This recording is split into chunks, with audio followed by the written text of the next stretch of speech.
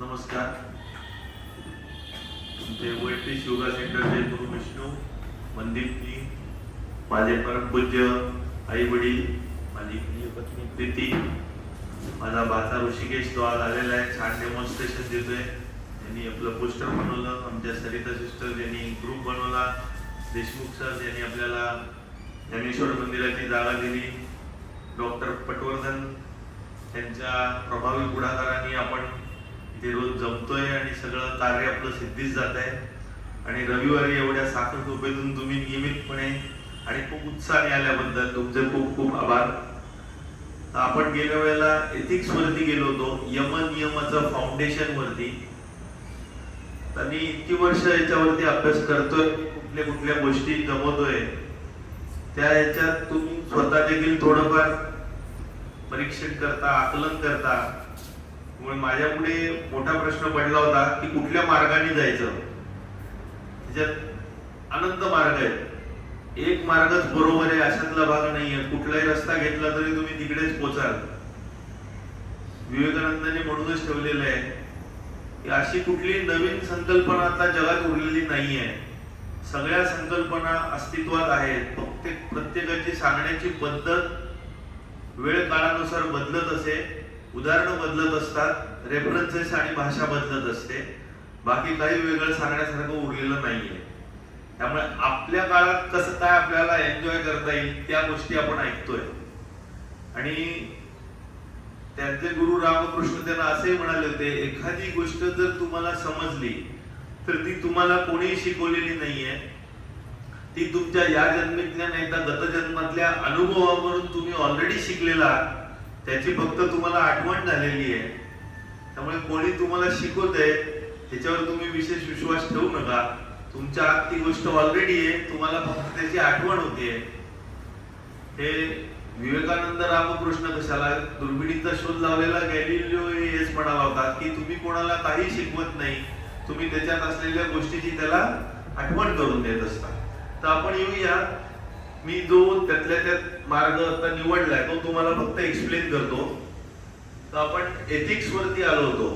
आता एथिक्स वरून आपण जे यम नियम काढलेले आहेत किंवा प्रत्येक धर्मामध्ये चांगल्या गोष्टी वाईट गोष्टी म्हटलेल्या आहेत, त्याचा जो पाया अष्टांग योगात पकडलेला आहे त्याचीच आपण पुढच्या पायरीवर आपण आता येतोय.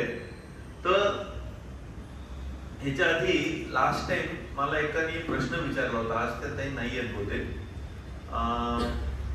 इक्वॅलिटी आणि इक्वॅनिमिटी ह्याच्यात काय फरक आहे, इक्वॅलिटी म्हणता येईल का असा त्यांनी प्रश्न विचारला होता. तेव्हा मी त्यांना सांगून गेलो की दोन्ही सेमच आहे. नंतर मी त्याच्यावर विचार केला, जरा अभ्यास पण केला. इक्वॅलिटी म्हणजे इक्वल ऑपॉर्च्युनिटी, इक्वल राईट, म्हणजे हक्क, संधी, विशेषाधिकार सगळ्यांना सेम मिळणं. म्हणजे जे लोकशाहीत असतं, मतदानाचा हक्क सगळ्यांना, शिक्षणाचा हक्क सगळ्यांना, फ्री स्पीच बोलण्याचा अधिकार सगळ्यांना. तर ही इक्वॅलिटी झाली. आणि इक्वॅनिमिटी ही अंतर्गत असते, समत्वाची भावना. म्हणजे प्रत्येक चांगल्या वाईट गोष्टीकडे तुम्ही सेम नजरेने बघणं, आनंदात हुरळून न जाणं, दुःखात खचून न जाणं, इज इक्वॅनिमिटी. पण गमतीचा भाग, इक्वॅनिमिटी आणि इक्वॅलिटी या एकमेकांना कॉम्प्लिमेंटरी आहेत. जेव्हा तुम्ही आतून समत्व आणता तेव्हा बाहेर समत्व जोपासणं तुम्हाला सोपं जातं. सगळेच साधू संत आतून इक्वॅनिमिटी, समत्वाची भावना असलेले, पण बाहेर सगळ्यांची समानतेनेच वागतात. मग तो चपराशी असो नाही तर राष्ट्रपती असो, त्यांचा व्यवहार प्रत्येकाशी इक्वॅलिटीचाच असतो, कारण आत ते सगळ्यांना समत्वाच्या भावनेने बघत असतात. म्हणजे एक दुसऱ्याचं प्रतिबिंब आहे असं म्हटलं तरी हरकत नाही. तर आपण आता येऊया नैतिकता, जे आपण एथिक्स बघितले. तर सगळ्याच्या बेसिस मध्ये कर्मयोग, ध्यानयोग, भक्तियोग, राजयोग, सगळ्याच्या बेसिस मध्ये शेवटी काय येतं तर कम्प्लीट सेल्फलेसनेस, म्हणजे पूर्णपणे निस्वार्थीपणा. जेव्हा पूर्णपणे निस्वार्थीपणा येतो, सेल्फलेसनेस, सेल्फलेस, स्वतः नाही, सेल्फ म्हणजे इगो, इगो म्हणजे अहंकार, अहंकार गेला तर तुमच्यात फक्त परमात्मा उरला. जो इगो नाही तो काय, परमात्मा. म्हणजे तुम्ही अंतरात्मा आणि परमात्म्याचं मिलन झालं, योग घडला. तर तो कर्मयोग असो, ज्ञानयोग असो, भक्तियोग असो, नाहीतर राजयोग असो, त्याच्यात जेव्हा तुमच्यातला इगो नाहीसा होतो, भक्ती योगात परम श्रद्धेने तुमच्यातला इगो अंपणा नाहीसा झाला, राजयोगात तुम्ही यम नियम आसन प्राणायाम प्रत्याहार धारणा ध्यान समाधीने तुमच्यातला इगो पळवला, ज्ञान योगात तुम्ही समजुतीने नेती नेती हे मी नाही, हे मी नाही, मन बुद्धी अहंकार मी नाही, हा इगो मी नाही म्हणून इगो संपवला, आणि कर्मयोगात हे सगळं त्याचं तोच करता करविता आहे, इतर श्रींची इच्छा हे मी नाही म्हणून तुम्ही इगो संपवला, आलात कुठे शेवटी निस्वार्थीपणामध्ये, सेल्फलेसनेस मध्ये, आणि तुम्ही नैतिकतेचा पाया बळकट केला. तर जिथे सेल्फिशनेस स्वार्थीपणा येतो, निस्वार्थतेच्या अपोजिट तिथे इगो येतो. इगो आला की अहंकार आला, अहंकार आला की अविद्या, इग्नोरन्स आलं. सगळ्याच्या मुळाशी काय म्हणतात तर अविद्या. रामदास स्वामी जे म्हणतात इग्नोरन्स, अविद्या म्हणजे जे स्वतः नाही, जे स्वतः नाही ते स्वतःला समजायचं आणि ते टिकवण्यासाठी आटोकाट प्रयत्न करायचे म्हणजेच अहंकार. जे मी नाही, डॉक्टर केदार भिडे, मी हे आहे आणि मला हे असं जपायचं आणि टिकवायचंय, तो इगो झाला. जे मी नाहीये, मन बुद्धी अहंकार शरीर नाहीये, हे आता तात्पुरतं मिळालेलं आहे, नंतर हे सोडायचंच आहे, नंतर दुसरं घ्यायचंय, दुसरं सोडायचंय, तर ह्याला मी चिकटून किती राहायचो. आता हे झाली पुढची थेरी. जसं मी मगाशी म्हटलं, ही कल्पना आपण आत्ताची म्हटली, आत्ताची म्हणजे आत्ताच्या काळातली. तर आत्ताच्या काळातली संकल्पना सांगायला झालं उदाहरण, हा मोबाईल आहे, हा मोबाईल कोणाचा आहे तर माझा आहे असं मी म्हटलं. डॉक्टर केदार भिडेंचा हा मोबाईल आहे. मी मोबाईल आहे का नाही, पण मोबाईल माझा आहे का येस. मोबाईलची मला काळजी घ्यायची का येस. त्यांनी माझी बरीचशी कामं होणार आहेत नक्कीच, तो मी कुठे फेकून जाणार आहे नाही, पण मोबाईल साठी मी माझं सर्वस्व पणाला लावून जाणार आहे का नाही. सिमिलरली शरीर तुमचं आहे पण तुम्ही शरीर नाही आहात. शरीरासाठी तुम्ही सगळा आटापिटा करून ते कितीही टाकतोय, म्हणजे शेवटी एक दिवस अशी अपरिहार्यपण येणार आहे की हा मोबाईल काही ना काही कारणाने निकामी होणार आहे आणि मला हा टाकायची वेळ येणार आहे. तेव्हा मी काय म्हणणार, मोबाईल शिवाय मी जगूच शकत नाही, नाही मला दुसरा मोबाईल घेणं भाग आहे. तुमचाही याच्या आधी किती मोबाईल बदलले असतील, नवीन मोबाईल घ्यायची वेळ आली आपण घेतो, कपडे टाकतो, गाड्या बदलतो, सेम वे. तसंच आपलं शरीर जर आपण पकडून बसलो की मीच हे, तर तो अहंभाव जाणं फार कठीण होऊन बसतं. तर तिथे शंकराचार्य म्हणतात मनोबुद्धी अहंकार चित्ताने नाम, त्या 6 श्लोकांमध्ये त्यांनी पूर्णच सांगितलेलं आहे. तर शरीर जेव्हा तुम्ही स्वतः पकडायला लागता तेव्हा ते प्राण्यांच्या लेवलला झालं. आहार निद्रा भयमैथुनंच सामान्यम एतत् पशुभी नराणाम, म्हणजे पशु आणि तुमच्यात काही फरकच नाहीये. खाणं पिणं झोपणं मुलं बाळ तयार करणं आणि हे सगळं ॲनिमल इन्स्टिंक्ट झाले. पण मन बुद्धी अहंकार जे मनुष्य प्राण्याला आहेत, मन बुद्धी अहंकार जे इतर खालच्या प्राण्यांना तेवढे डेव्हलप झालेले नाहीयेत, तिथे तीव्र स्वार्थी इच्छा तयार व्हायला लागते. तीव्र स्वार्थी इच्छा तयार होते जी प्राण्यांपेक्षा भयंकर असते. आम्ही काही वर्ष आता वरती बर्ड फीडर ठेवले पक्ष्यांसाठी. खाणं ठेवलेलं असतं, पक्षी येतात खातात निघून जातात. पोट भरल्यावर ते भरभरून घेऊन नाही जात, मला उद्या करता पाहिजे, परवा करता पाहिजे. मग एका वेळेला तिथे कबूतर असतात, बुलबुल असतात, मैना येतात, पोपट येतात, कोण कोण येतात, काही भांडाभांडी नसते, कुठेही हाव नसते. ती मनुष्य प्राण्याला असते की मला हे पाहिजे, मला हे साठवून ठेवायचंय. मग ती तीव्र इच्छा स्वार्थीपणा झाली, खाण्यात झाली, तर त्याला आपण खादाडपणा किंवा इंग्रजीत त्याला ग्लुटोनी म्हणतात. काय खाण्यासाठी जन्माला आला का, उठला की खातो, झोपून उठला की परत खायचाच विचार करतो. काही जणांना पैशाची भूक असते, प्रॉपर्टीची, संपत्तीची, सोन्या दागिन्याची इतकी प्रचंड लालसा असते, त्याला एव्हरेज म्हणतात. इंग्रजीमध्ये एक पिक्चर येऊन गेला होता मॅकन इज गोल्ड. त्या लालसेपायी दुसऱ्याला काय होतंय काय पडलेलं नसतं, लोकांचे जीव घेतले जातात टोकाची भावना कशा करता ती प्रॉपर्टीसाठी, खरोखरीच किती तुम्ही ती उपयोगाला आणणार, किती त्याचा फायदा होणार हा भाग वेगळा.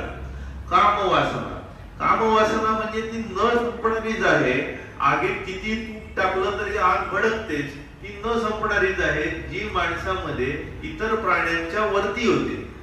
प्राण्यांमध्ये एकदा शरीराची गरज संपली की प्राणी नॉर्मल वागायला लागतात, पण माणसामध्ये ती शरीराची गरज संपली तरी ती वासना मेंदूत आणि बुद्धीत घुसलेली जी असते. म्हणूनच वाक्य आहे, इंद्रिय आणि मनोबुद्धीर अस्य अधिष्ठानमच्युते एतैर विमोहत्येष ज्ञानम आवृत्य देहिनम. म्हणजे इंद्रिय, मन आणि बुद्धी हे या वासनेचं राहण्याची जागा आहे. आणि या वासना इंद्रिय, मन आणि बुद्धीमध्ये जाऊन त्याला पांघरून असं काही टाकतात की आपलं सगळं ज्ञान झाकून टाकलं जातं आणि आपण अविद्येत जगायला लागतो, गुलामगिरीत जगायला लागतो. तर ही स्वार्थीपणाची भावना खूप व्हायला लागली. तर ओळखायचं कसं?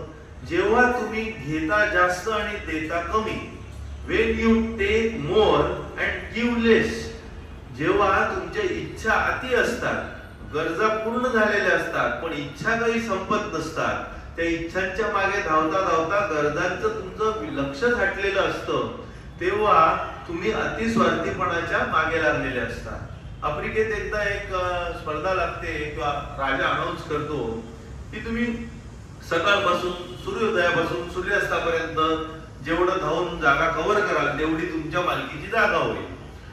वेगवेगळ्या देशातून जातात, एक गरीब देशातून अजून एक जातो, त्याची बायका मुलं सांगतात की आता इथे आहे एवढं कशाला कमवतो, नाही ना आपल्याला खूप जागा मिळेल.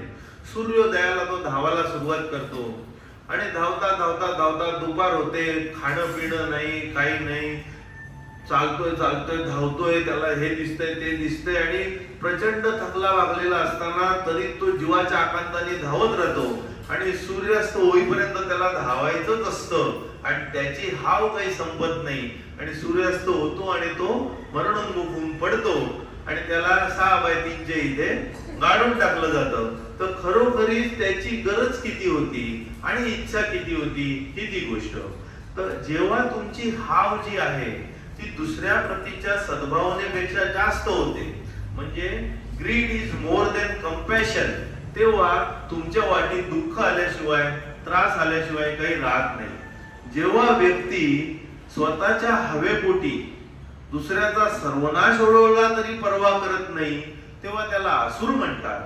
जेव्हा स्वतःची हाव पूर्ण करतो किंवा इच्छा पूर्ण करतो आणि दुसऱ्याच्या इच्छा पूर्ण व्हायला मदत करतो, तो मनुष्य प्राणी. तसे नाडीज दामचे म्हणतात, तुम्ही जगा, दुसऱ्यांना जगू द्या. आणि जो दुसऱ्यांच्या इच्छेसाठी, दुसऱ्यांच्या गरजेसाठी स्वतःचं बलिदान द्यायला तयार होतो त्याला देव म्हणतात. जेव्हा हाव सुरू होते, ह्याची सुरुवात कुठे होते? तर भगवद्गीतेतच आपल्याला दिलेलं आहे की हवेची सुरुवात अटॅचमेंटमुळे. एखाद्या गोष्टीच्या संपर्कात तुम्ही जास्त काळ राहायला सुरुवात केली, तो संग निर्माण झाला आणि त्याचं सतत चिंतन करत राहिला, ध्यान करत राहिला, तर ती हाव तयार होते. ध्यायतो विषयान् पुंसः संगस्तेषुपजायते संगात संजायते कामा. ते संग झाल्यामुळे इच्छा, काम तयार होते. काम, इच्छा पूर्ण नाही झाली की लगेच राग येतो. लहान मुलाला बघा, एखादी गोष्ट नाही दिली लगेच राग दिसतो. मोठ्या माणसाची राग दाखवण्याची पद्धत वेगळी असते, एवढंच. संगात संजायते काम, कामात क्रोधो विजायते क्रोधात भवति सम्मोहात. राग अनावर झाला की तुम्हाला भ्रम व्हायला लागतो, तुम्हाला गोंधळ व्हायला लागतो, तुम्ही भरकटायला लागतात. सम्मोहात स्मृती विभ्रमः, तुमची मेमरी पण कच खायला लागते. स्मृतिभ्रंशात बुद्धिनाशो बुद्धिनाशात प्रणश्यती. मग स्मृतिभ्रंश झाला, बुद्धिभ्रष्ट व्हायला लागली की जीवन मरणाच्या चक्रात तुम्ही फसले जाता. लोभ, जी हाव असते, त्याच्याबद्दल इतकं साध्या शब्दात सांगितलेलं आहे, लोभात क्रोध प्रभवती. लोभामुळे राग निर्माण होतो. लोभात काम प्रजायते, न संपणाऱ्या इच्छा तयार व्हायला लागतात. लोभात मोहश्च नाशश्च लोभ पापस्य कारण. लोभामुळे इतका मोह होतो की तुमचा नाश होतो आणि लोभ हे पापाचे कारण होऊन जाते. आता इथे मी हा पाठ थांबवतो आणि आजच्या पाठकडे आपल्याला वळायचं आहे, पण मी सिक्वेन्स अशा पद्धतीने घेतोय की हा पाठ जो आहे हा राहणार आहे, पुढचा पाठ फक्त आपण पुसणार आहोत. तर इकडे या लोभातून काय तयार होतं? क्रोध, द्वेष, असूया, ईर्ष्या म्हणजे अँगर, हेट, जेलसी, एन्व्ही. तर पुढच्या वेळेला, पुढच्या रविवारी आपण रागावरती बघणार आहोत. जे अहिंसा पाठ होता, तर मनाने अहिंसा म्हणजे राग नको, द्वेष नको, असूया नको, ईर्ष्या नको, तो पाठ आपण बघणार आहोत. मग या रागावरती, असूयेवरती, ईर्ष्येवरती उपाय काय? द्वेषावरती तर लव अँड फॉरगिव्हनेस, प्रेम आणि क्षमा, ते त्याच्या पुढच्या लेक्चर मध्ये बघणार आहोत. आणि त्याच्यानंतर आपण येणार आहोत व्हायोलन्स म्हणजे शारीरिक हिंसा, फिजिकल हिंसा, अब्यूज, व्हर्बल अब्यूज किंवा फिजिकल अब्यूज. आणि नंतर लास्ट मध्ये विस्डम, शहाणपण आणि सत्य. त्याच्यातून तुम्ही काय शिकलात, ते हिंसेला तुम्ही उत्तर कसं द्यावं, हा पुढचा भाग घेतो. तर आपण पहिले आता येतोय ह्युमिलिटीकडे. सेल्फलेसनेस जे आपण बघितलं, निस्वार्थीपणा, ह्युमिलिटी, नम्रता, हे सगळ्या गुणांचा पाया आहे. कुठलाही गुण नम्रतेशिवाय दिसूच शकत नाही. साध्या भाषेत आपण खात असताना जर मीठ नसेल तर खाण्याची चव लागणार नाही.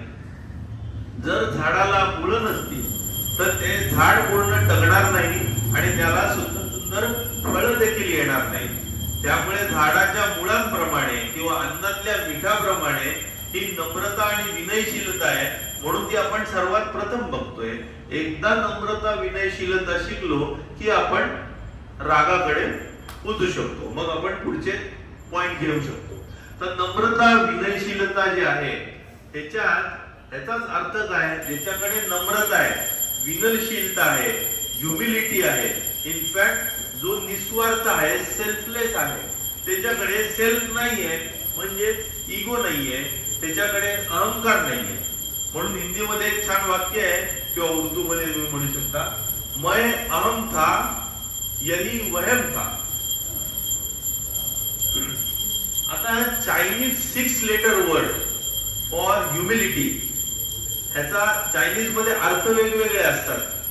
त्या शब्दांचे खूप सुंदर अर्थ आहे. 6 लेटर जो वर्ड आहे ह्युमिलिटी साठी चायनीज मध्ये, त्याचा अर्थ आहे not dare to be first, म्हणजे मी प्रथम नाही, मी नंतर येतो, पहिले तुम्ही येता. Not dare to be first, before or ahead of the world, म्हणजे जगाच्या सगळ्यात पहिले मी नाही तर तुम्ही पहिले आप. ह्युमस म्हणजे माती, अर्थ म्हणजे तुम्ही जमिनीत पाय रोवलेले आहेत, ग्राउंडेड आहात, तुमचे पाय जमिनीवर आहेत, त्याला ह्युमस. आणि याच्यावरून ह्युमिलिटी हा शब्द आला.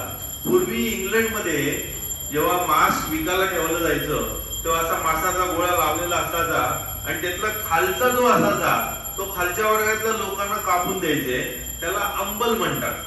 आणि ते खालच्या लोकांना द्यायचे खालचं अंबल, त्याच्यावरून हंबल म्हणजे विनम्रता हा शब्द आलेला होता.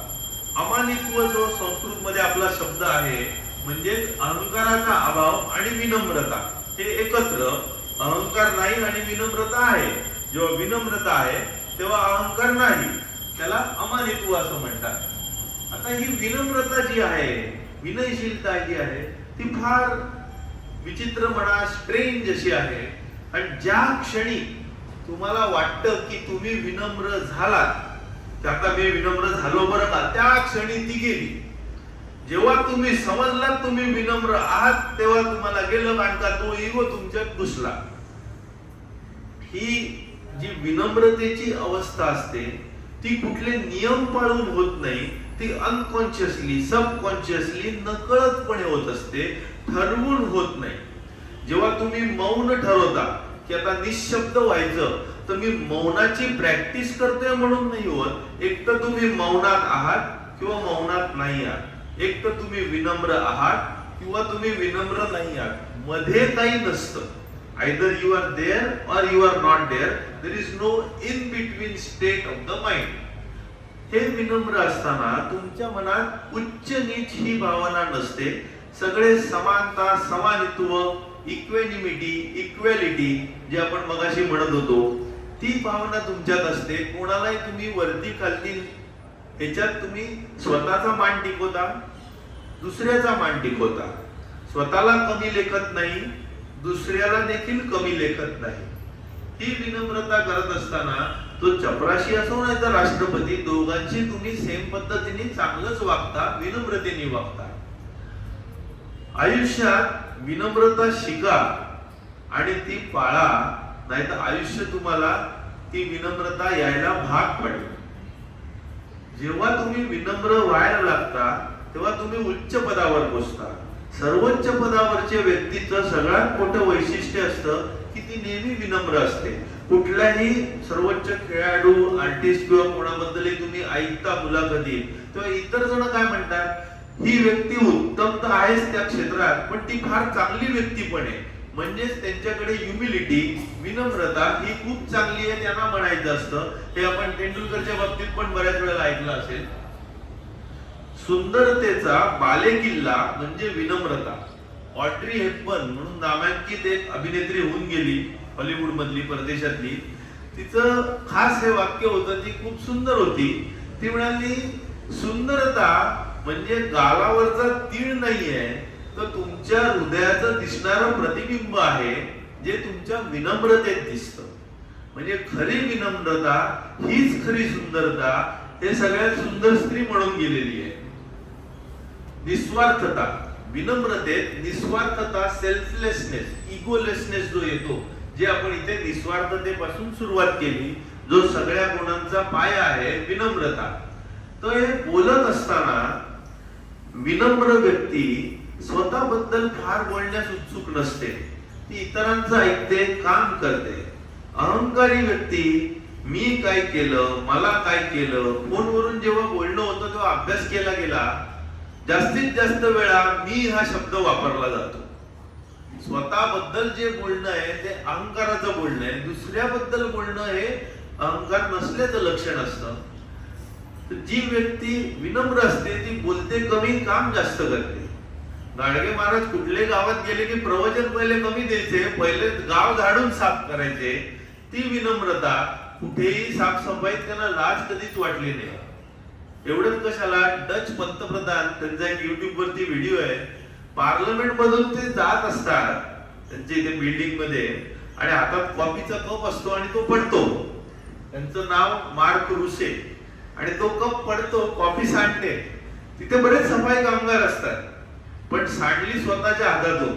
ते काही इलेक्शन कॅम्पेन नव्हतं, इलेक्ट झालेले होते, अजून निवडणुकीला वर्ष होती, ते कुठेही पब्लिसिटी स्टंटचा भाग नव्हता. त्यांनी झटकीने एकाकडून ते मॉप घेतला आणि ती सगळी कॉफी पुसून घेतली आणि परत त्याच्याकडे मॉप दिला आणि ते हसत हसत निघून गेले. आणि ते निघून जात असताना सगळे टाळ्या वाजवतात.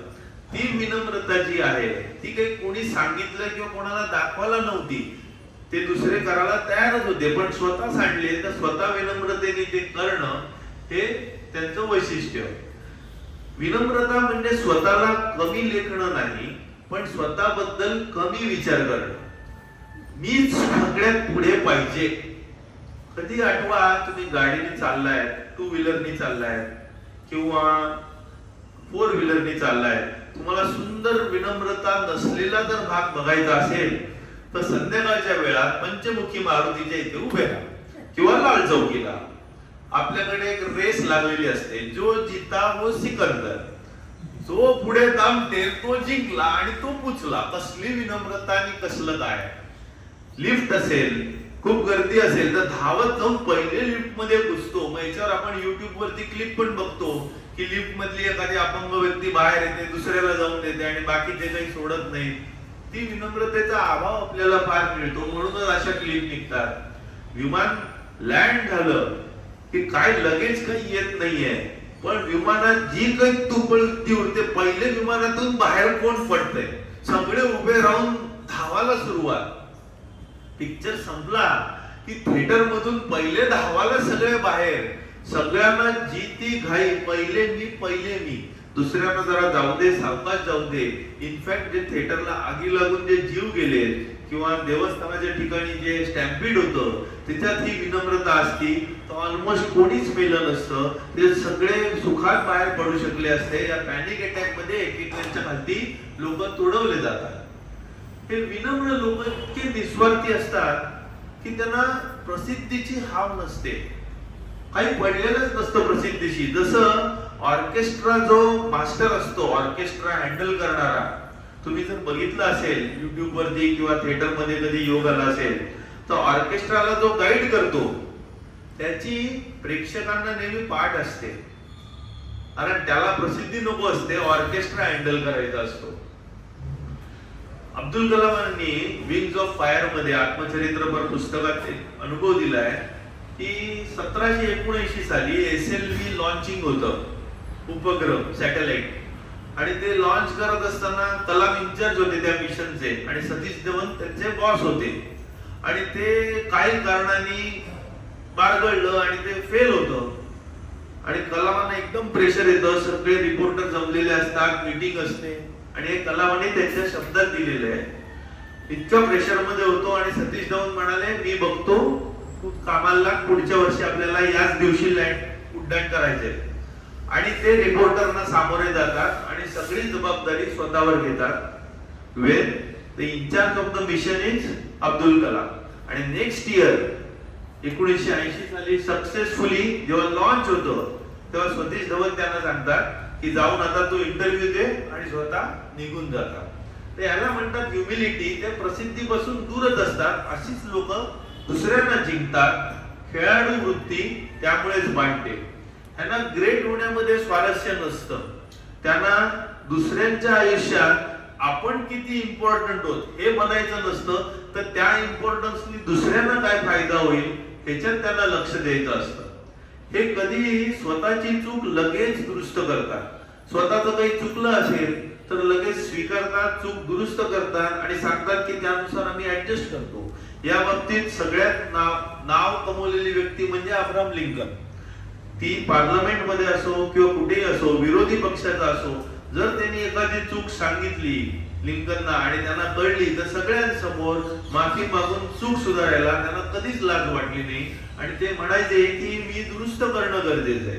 पण ही नम्र व्यक्ती जेव्हा स्वतः बरोबर असतं तेव्हा कधीही पुढे येऊन सांगत नाही बघा मी सांगत होतो. आपण बऱ्याच वेळेला सांगतो बघा मी सांगत होते बरं का, मी सांगितलं होतं ना तुम्हाला. हे आपण बोलणं कटाक्षाने टाळलं पाहिजे. जी विनम्र व्यक्ती असते ती दुसऱ्यांना जेव्हा घेऊन जात असते तेव्हा ती पुढून लीड करत नसते, जमावाच्या मागून ती लीड करत असते. विनम्र व्यक्ती ही घड्याळ वापरतं, तर जी विनम्र नसते, अहंभावी अहंकारी व्यक्ती असते ती घड्याळ हातात घेते आणि सतत आता किती वाजले, अमुक वाजले, आता किती वाजले, 7:30 झाले, आता 7:10 झाले, आता 8 वाजले, कोणी विचारत असताना सगळ्यांना सारखं सारखं सांगत राहणार किती वाजले किती वाजले. विनम्र व्यक्ती शांतपणे घड्याळ खिशात ठेवणार, नॉर्मल असल्यासारखीच वागणार. जर कोणी विचारलं अहो वेळ किती झाले फार महत्वाचं आहे तर ती घड्याळ काढून सांगणार अमुक अमुक वाजले. म्हणजे स्वतः उगीच शो शायनिंग म्हणतात ना ते करत नाही. ताओइझम. आता वेगवेगळ्या धर्मात विनम्रतेचं काय म्हणून उदाहरणार्थ 4च धर्म मी आता घ्यायचा प्रयत्न केलाय. तर ताओइझम मध्ये तुम्ही पुढे नाही जात, तुम्ही मागे राहता. So not before. त्याच्यात काय तुम्ही दया दाखवा म्हणजे शौर्य येईल, तुम्ही काटकसर करा म्हणजे तुम्ही प्रोफ्युजली दानशूर व्हाल आणि तुम्ही सगळ्यांच्या मागे राहा म्हणजे सगळ्यांचे मुख्य बनाल. अशी कॉन्ट्राडिक्टरी त्यांची फिलॉसॉफी आहे. ते श्रेय देखील घेण्यास टाळतात. जॅपनीज कल्चर मध्ये उघडपणे समाज उपयोगी गोष्टींसाठी क्रेडिट घेणं हे बॅड मॅनर समजलं जातं. शिखांच्या ह्याच्यात जो खालच्यातला खालचा आहे तो मला खूप प्रिय आहे असंच नाटकांचं म्हणणं होतं. दैवी विवेक, नम्रता, सेवा, उपयोग म्हणजे सर्व्हिस आणि युटिलिटी ही महत्वाची आहे. तुम्हाला काय येतं ह्याच्यापेक्षा तुमच्यामुळे इतरांना काय उपयोग होतो, जसं ते लंगर वगैरे बांधतात, सेवा सर्व्हिस म्हणतात, त्यांनी इतरांना तुमचा काय उपयोग होतो हे महत्वाचं पकडलं जातं. गीतेमध्ये अहंकाराला मूठ माती द्या, सगळं युद्ध अहंकाराविरुद्धच आहे आणि ते स्वतःच्या हातात आहे, हेच तर सांगितलेलं आहे. बुद्धांच्या याच्यात देखील समता समत्व अहंकाराला कुठे स्थानच नाहीये. तर जे विनम्र असतात ते नेहमी कमीपणा घ्यायला तयार असतात. अमिताभ बच्चनचा केबीसी मध्ये एक एपिसोड मी बघितला होता काही वर्षांपूर्वी. तेव्हा एक स्त्री तिथे कॉन्टेस्टंट म्हणून सहभागी झालेली असते. तेव्हा ती विचारते, आपके महानता का राज क्या है, आप इतने सदी के महानायक कैसे हुए, इसका राज मुझे पता चलना जरूरी है. तर अमिताभ बच्चन हे ऐकल्या क्षणी तिच्या खुर्चीवरून उठतो, तिच्या जवळ जातो, गुडघ्यावर बसतो आणि तिला असं हात जोडून सांगतो कि आपको समझ में अगर आ गया तो मुझे भी कृपया करके बता दीजिए, मुझे भी अभी तक नहीं समझा है. ही त्याची कृती बघितल्यावर ती स्त्री त्या एपिसोडवर म्हणते, अभी मुझे समझ में आ गया आप सदी के महानायक क्यों है. जेव्हा बांबूचं झाड खूप उंच उंच व्हायला लागतं तेव्हा ते खालती झुकायला लागतं, विनम्र व्हायला लागतं. जेव्हा तुम्ही ताऱ्यांवरती लक्ष ठेवाल तेव्हा पाय जमिनीवर ठेवा. विवेकानंद जेव्हा अमेरिकेत निघणार होते तेव्हा रामकृष्णांच्या घरी गेले होते, त्यांची मिसेस होती आणि ते म्हणाले की आता मी निघतोय, मी आशीर्वाद घ्यायला आलेलो आहे. ती स्वयंपाक करत असतात, त्या म्हणतात जरा सुरी दे रे मला, ते भाजी कापाला. आणि ते विवेकानंद देतात आणि ती घेते आणि तिच्याकडे बघते आणि म्हणते, हा आता तू जायला फिट आहे. त्यांना काही कळत नाहीये असं का म्हणाले, ही खरी गोष्ट आहे, असं का म्हणाले. तर ती म्हणाले, मी बघितलं तू मला सुरी कशी दिली, तू सुरीचं पाता हातात पकडून हँडल माझ्याकडे दिलं ना, ती सुरी हातात पकडून माझ्याकडे धारदार पाता ठेवलंस, म्हणजे तू दुसऱ्यांची काळजी घ्यायला समर्थ आहे, ती विनम्रता तुझ्या अंगी आहे, तेव्हा तू जगात शिकवायला फिट आहेस. आता ह्युमिलिटी आपण पहिला पाठ बघितला, निस्वार्थीपणा. मग अजून काही त्याच्यात गुण येतात, जाणीवपूर्वकता, माइंडफुलनेस. जे विनम्र असतात त्यांना नेहमी जाणीव असते. त्यांच्यात जर उदय झाला म्हणजे काय म्हणतात, त्यांची प्रगती झाली, प्रॉस्पेरिटी आली, तर त्यांना जेव्हा प्रॉस्पेरिटी नसते, गरिबी असते, त्याची जाणीव असते. अथ अभ्युदय क्षमा, अथ अभ्युदय क्षमा म्हणजे जेव्हा तुमचा उदय होतो तेव्हा तुमच्यात क्षमाशीलता पण जपली पाहिजे. ते संस्कृत सुभाषित आपण गेल्या वेळेला केलेलं होतं, विपदी धैर्यम अथ अभ्युदय क्षमा सदसी वाक्पटुता युधी विक्रमः, त्याच्यातला भाग होता. जेव्हा तुम्ही श्रीमंत असता तेव्हा गरिबीची जाणीवपूर्वकता ठेवा. आणि सगळ्यात महत्वाचं, जेव्हा तुमचा मान सन्मान होतो तेव्हा तुमच्यात विनयशीलता, नम्रता हवी, की आज मान आहे उद्या अपमान असेल. सगळ्याची तुम्ही तयारी ठेवा. जो मानाने हुरळून जात नाही, अपमानाने खचून जात नाही, तो खरा विनयशील. विनयशील व्यक्ती दोन्ही एकाच पद्धतीने घेतात. ज्ञान, नॉलेज, विद्या विनयेन शोभते, हे आपण बऱ्याच वेळेला ऐकलेले आहे. तर प्रत्येक गोष्टीचा पाया जो आहे तो विनयच आहे. विनय नसेल तर त्या विद्येला काही अर्थ नाही. तुम्ही नेहमी टीचेबल राहायला पाहिजे. किती शिकलात तरी तुम्हाला अजून शिकण्याची इच्छा किंवा कपॅसिटी हवी आणि ती तुमच्यात दिसायला हवी. तुमचा जर कप चहाने भरलेला आहे आणि तुम्ही म्हणालात माझा पूर्ण भरलाय, तर त्याच्यात अजून चहा येऊच शकत नाही. तुम्ही नवीन कुठलीच गोष्ट शिकू शकत नाही. अरिस्टॉटलनी म्हणून ठेवलेलं आहे की the more you know that you don't know. जेवढं तुम्हाला कळेल की मला खूप येतंय तेवढं तुम्हाला कळेल की मला अजून काही येत नाही. म्हणूनच एक इंग्रजीत म्हण आहे फार सुंदर, ओल्ड बिलीव्ह इन एव्हरीथिंग. म्हातारे सगळ्यांवरती विश्वास ठेवतात, सगळ्या गोष्टींवरती. Old believe in everything, middle age doubt everything. मध्यमवयीन सगळ्यांवरती शंका घेतात आणि यंग नो एव्हरीथिंग. तरुण लोकांना सगळंच काही येत असतं. म्हणजे जिथे ज्ञान कमी असतं तिथे सगळं येत असतं, कारण इगो जास्त असतो. जिथे ज्ञान खूप होतं तिथे इगो जातो आणि आम्हाला काहीच येत नाही असं ते स्वीकारायला तयार होतात. प्रतिष्ठा, डिग्निटी. जेव्हा ह्युमिलिटी, नम्रता असते तेव्हा तुम्ही स्वतःची प्रतिष्ठा, स्वतःचा मान टिकवताच आणि समोरच्याचा देखील मान टिकवता. तुम्ही स्वतः हातबलवून हातापाया पडून गयावया करणं हा नम्रतेचा भाग नाही. नम्रता म्हणजे स्वतःचा मान टिकवून दुसऱ्याचा मान टिकवणं. कुरु राजासारखं सिकंदराला सांगण्याची पण हिंमत हवी की मला राजासारखे वागव, मी राजा आहे, मी मान माझा टिकवतो, तू तुझा टिकव. कृतज्ञता, देवाबद्दल आपण जी कृतज्ञता मगाशी जाणीवपूर्वक श्वसनात बघितली, प्रत्येक क्षणी तुम्ही या पंचमहाभूताच्या संपर्कात असता तेव्हा एक प्रकारची कृतज्ञतेची भावना तुमच्यात येणं, प्रत्येक क्षण हा प्रेम, दैवी आशीर्वाद आणि कृतज्ञतेने जगणं. To live every moment with love, grace and gratitude is nothing but humility. तत्वनिष्ठता, तत्वनिष्ठता म्हणजे प्रिन्सिपल्स, एथिक्स, जो फाउंडेशन होता त्याच्याशी तडजोड न करणे. म्हणजे तुम्ही किती नम्र असा, परंतु जिथे तत्वाचा प्रश्न येतो तिथे प्रसंगी वज्राहून कठीणच हवं आणि इतर वेळेला तुम्ही मेणाहून मऊ, which is a ideal balance. So that balance needs to be achieved. तो समतोल तुम्ही मिळवणं फार गरजेचं असतं. विनम्रता ही कमजोरी नाहीये, तो वीकनेस नाहीये, तर ती नियंत्रित शक्ती आहे. It is control, strength under control. प्रामाणिक आत्मपरीक्षण, जेव्हा तुम्ही विनम्र असता तेव्हा स्वतःबद्दल तुम्ही अत्यंत प्रामाणिक असता. अशी व्यक्ती नाहीये जिच्यात फक्त गुणच आहेत आणि अशी व्यक्ती नाहीये जिच्यात फक्त दोषच आहेत. फरक एवढाच की विनम्र व्यक्ती स्वतःतले दोष एक्नॉलेज करतं, स्वीकारतं, ते दुरुस्त करण्यासाठी प्रामाणिक प्रयत्न करतं. पण स्वतःतले गुण देखील ते एक्नॉलेज करतात की बाबा हे माझ्यात गुण आहेत पण हे माझ्यात दोष पण आहेत. म्हणजे स्वतःला ते अहमभावात ठेवत नाहीत की माझ्यात दोष नाहीच, मीच काय तो नेहमी बरोबर, अशी त्यांची वृत्ती नसते. ते अस्सल असतात, अनप्रिटेन्शियस असतात, खोटेपणा, दांभिकता त्यांच्यात नसते. पण हे झालं स्वतःपुरती. ते दुसऱ्याचे न्यायाधीश नसतात. दुसऱ्या हा खरा का खोटा हे सगळं ते देवावर सोडून देतात. देव त्यांचा हिशोब करेल, मी माझा हिशोब करतो. आता शेवटचा भाग, आत्मिक समाधान. विनम्रतेचे फायदे काय, विनम्रता वागल्यामुळे, विनम्र राहिल्यामुळे आपण काय नक्की मिळवतो.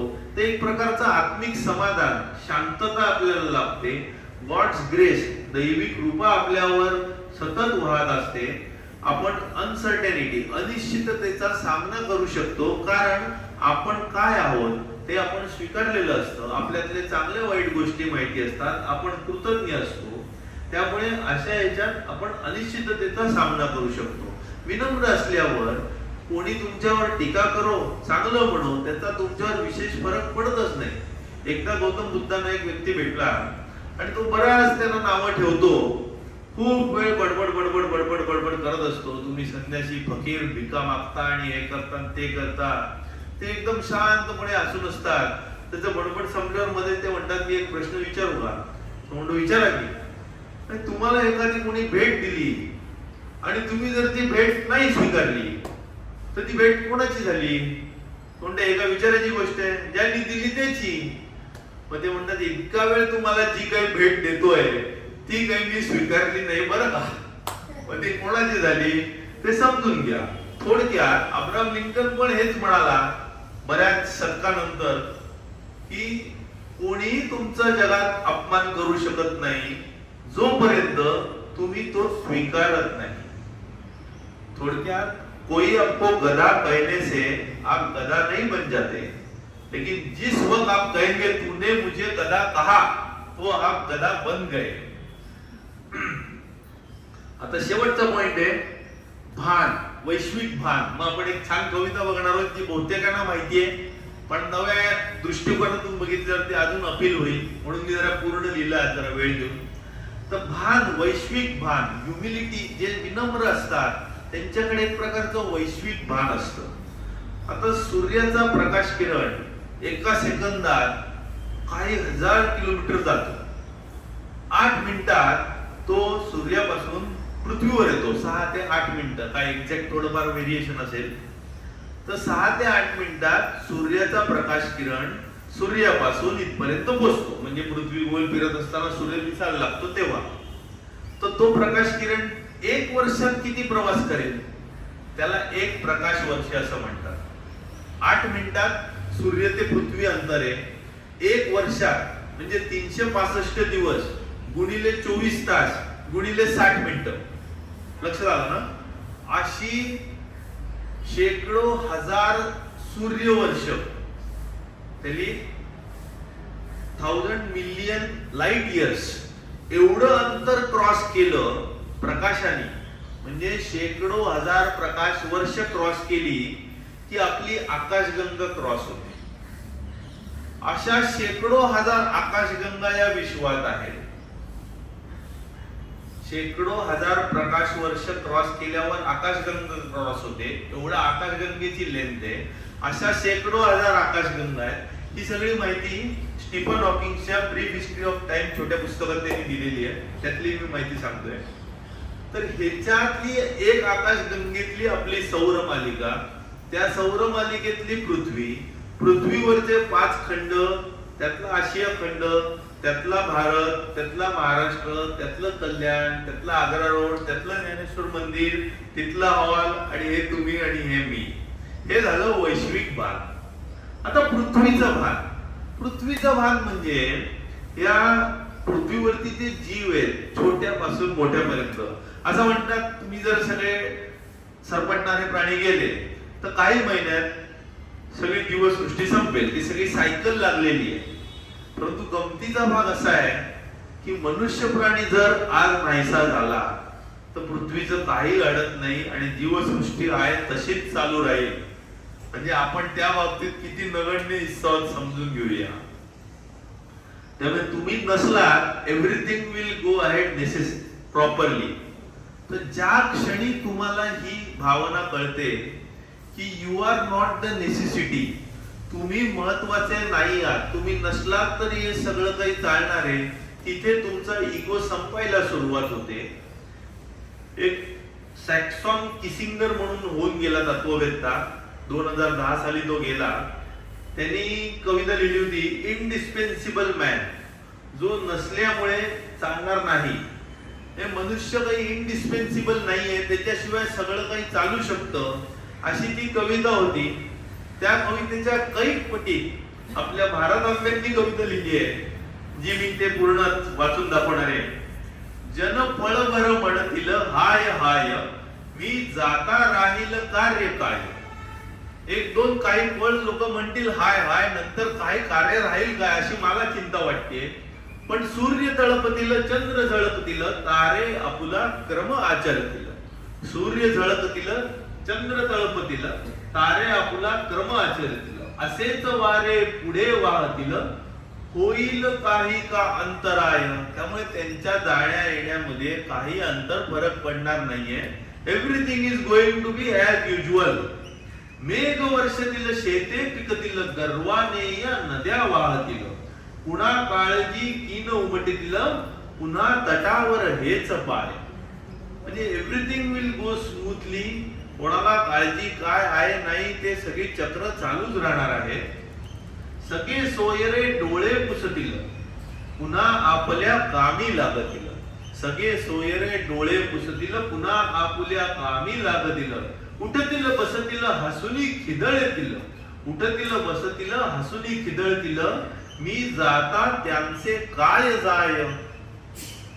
रामकृष्ण ही आले गेले, त्याविन जगका ओसची पडले. रामकृष्ण ही, एवढे मोठे मोठे साधू संत येऊन गेले. रामकृष्ण ही आले गेले, त्याविन जगका ओसची पडले. कुणी सदोदित सूतक धरले. ते सूतक काही आठवड्या दिवसांचं असतं. कुणी सदोदित सूतक धरले, मग काय अटकले मज शिवाय. माझ्याशिवाय काय अडकून राहिलेलं आहे. अशा जगास्तव काय कुडावे. अशा जगास्तव काय कुडावे. का आपण स्वतःला पकडून ठेवतोय. अशा जगास्तव काय कुडावे. मोही कुणाच्या का गुंतावे. ती अटॅचमेंट ध्यायतो विषयापुंज कशा करता. हरिदूता का विन्मुख व्हावे. हरिदूता का विन्मुख व्हावे. का जिरवू नये शांतीत काय. का जिरवू नये शांतीत काय. म्हणजे पीस मध्ये आपण ही जी काया आहे तिला सोडायला का अडतोय. कशाला अटकाव तयार करतोय. जन पळ बर म्हणतील हाय हाय. ही झाली आपली पृथ्वीवरची बाण, जे वैश्विक बाण आहे, पृथ्वीवरचं बाण आहे, इनडिस्पेन्सिबल मॅन जे सांगतोय तेच भारत आंबे या जनपळ भरतील म्हणतात. तर आपण आलो इकडे, आता परत एकदा रिव्हिजन करूया. इक्वेलिटी, इक्वेनिमिटी, निस्वार्थता, नैतिकतेचा पाया आला की जी नैतिकता बाळगतात ते निस्वार्थी होतात, सेल्फलेस होतात. जे राजयोग, कर्मयोग, ध्यान योग आणि भक्ती योगाच्या बेसिस फायनल आउटकम मध्ये येतं. जे स्वार्थीपणा येतात, इगो, अहंकार, अविद्या, जे स्वतः नाही ते टिकवण्याचा आटोकाट प्रयत्न करतात, स्वतःला समजून शरीर, मन, बुद्धी, अहंकार वगैरे, जे आपण मोबाईल फोनची उदाहरण बघितलं. मग तीव्र स्वार्थी इच्छा होते ॲनिमल इन्स्टिंक्ट पेक्षा जास्त. मग ती आपण घेतो जास्त, देतो कमी. असुर, मानव, सुर याच्यातला काय फरक आहे? मग लोभामुळे काय नाश होतो? राग तयार होतो. मग आपण ह्युमिलिटी, विनयशीलतेवर आलो. मग विनयशीलतेच्या व्याख्या घेतल्या, ह्युमस, चायनीज लेटर, अमानित्व. मग ही कशी विचित्र परिस्थिती असते, स्ट्रेंज स्टार्टिंग स्टेट. मग सेल्फलेसनेस कसा असतो, स्वतःबद्दल कमी विचार, स्वतःला मागे ठेवणं, दुसऱ्याला पहिले बघणं, हे कसं ते बघतात. मग वेगवेगळ्या धर्मामध्ये ह्युमिलिटीचं कसं आहे, माइंडफुलनेस, नॉलेज, डिग्निटी, प्रतिष्ठा, स्वतःची आणि दुसऱ्यांची कशी टिकवणं, कृतज्ञता सतत ठेवणं, तत्वनिष्ठता, तडजोड न करणं, ही एक शक्ती, नियंत्रित शक्ती, strength under control. It is honest self judgment, that is self evaluation which is honest. तुम्ही स्वतःतले गुण आणि दोष एकत्र स्वीकारता, दुसऱ्यांचे न्यायाधीश बनत नाही. आणि आत्मिक समाधान, एक प्रकारचं तुम्हाला मॉरल सॅटिस्फॅक्शन लाभतं, गॉड्स ग्रेस मिळते. अनसर्टनिटीला तुम्ही फेस करू शकता, त्याच्यात कोणी तुमचा अपमान करू शकत नाही, because you are so down to earth. Nothing gets, you don't get affected by anything. काही तुमच्यावरती प्रभाव करू शकत नाही. आणि ही ह्युमिलिटी तुम्ही सतत वैश्विक भान ठेवा, पृथ्वीवरचं भान ठेवा, स्वतःला फार मोठं समजण्याचा भाग सोडून द्या आणि या जीवनाचा अनुभव घेऊया. We are all spiritual beings with human experience and not human beings with spiritual experience. तर आता आपण पसायदानाने शेवट करूया.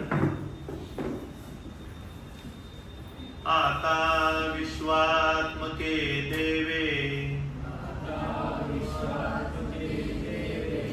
येणे वाग्यज्ञे तोषावे, तोषोनी मज द्यावे, पसाय दान हे. जे कळांची व्यंकटी सांडो, या सत्कर्मी रती वाढो. भूता परस्परा पडो, मैत्र जीवाचे. दुरितांचे तिमिर जावो, विश्वस्वधर्मे सूर्ये पाहो. जो जे वांछील तो ते लाहो, प्राणी जात